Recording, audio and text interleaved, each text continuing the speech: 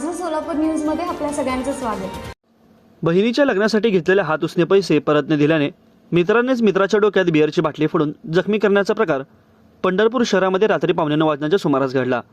Police सूत्रांच्या माहितीनुसार विष्णू चांगदेव साठे वय वर्ष 24 राहणार व्यास नारायण झोपडपट्टी पंढरपूर याने त्याचा मित्र विक्रांत अभंगराव राहणार अंबाबाई पटांगण पंढरपूर याच्याकडून बहिणीच्या लग्नासाठी हात उसने 5,000 रुपये घेतले होते। ते पैसे आठवड्याला थोडे द्यायचे ठरले होते। त्यानुसार विष्णू आठवड्याला थोडे पैसे देत होता, परंतु चालू आठवड्यात त्याला पैसे देणे जमले नाही। यानंतर विक्रमने विष्णूला फोन करून नवीन पुलाजवळ अंबाबाई पटांगण येथे बोलावून पैसे घे म्हणून सांगितले।